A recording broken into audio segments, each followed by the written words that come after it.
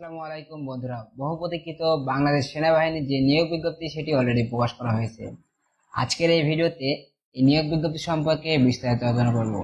তো বন্ধুরা, চেষ্টা করবেন ভিডিওটি ধৈর্য সহকারে সম্পূর্ণ দেখার।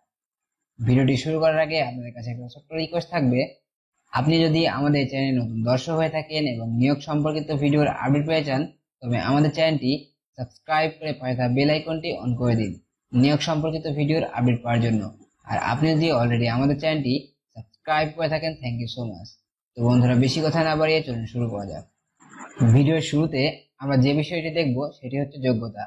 বয়স 1 জুলাই 2025 তারিখে 16 বছর 6 মাস হতে 21 বছর। সশস্ত্র বাহিনী কর্মরত প্রার্থীদের জন্য 18 থেকে 23 বছর। আমরা এখন দেখব শারীরিক যোগ্যতা।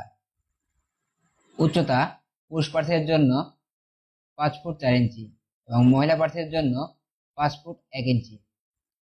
ওজন পুরুষ প্রার্থীদের জন্য 54 কিলোগ্রাম এবং মহিলা প্রার্থীদের জন্য 46 কিলোগ্রাম। বুকের মাপ পুরুষ প্রার্থীদের জন্য স্বাভাবিক অবস্থায় 30 ইঞ্চি এবং প্রসারণ অবস্থায় 32 ইঞ্চি। মহিলা প্রার্থীদের জন্য স্বাভাবিক অবস্থায় 28 ইঞ্চি এবং প্রসারণ অবস্থায় 30 ইঞ্চি। আমরা এখন দেখব শিক্ষাগত যোগ্যতা।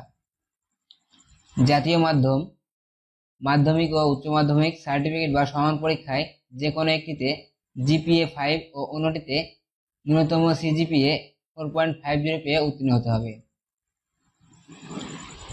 ইংরেজি মাধ্যম ও লেভেলের 6টি বিষয়ের মধ্যে ন্যূনতম 3টিতে এ গ্রেড ও 3টিতে বি গ্রেড এবং এ লেভেলের 2টি বিষয়ের ন্যূনতম বি গ্রেড পেয়ে উত্তীর্ণ হতে হবে। বৈবাহিক অবস্থা অবশ্যই অবিবাহিত হতে হবে। জাতীয়তা জন্মসূত্রে বাংলাদেশের নাগরিক হতে হবে। আমরা এখন দেখব অযোগ্যতা। সেনা, নৌ, বিমান বাহিনী অথবা যে কোনো সরকারি চাকরি হতে বরখাস্ত, অপসারিত, স্বেচ্ছায় পদত্যাগ গ্রহণ করলে, আইএসএসবি পরীক্ষায় 2 বার স্কিড আউট অথবা 2 বার প্রত্যাখ্যান হলে, 1 বার স্কিড আউট এবং 1 বার প্রত্যাখ্যান হলে প্রার্থীরা আবেদন করতে পারবে। যে কোনো ফৌজদারি অপরাধের জন্য আদালত কর্তৃক দণ্ডপ্রাপ্ত।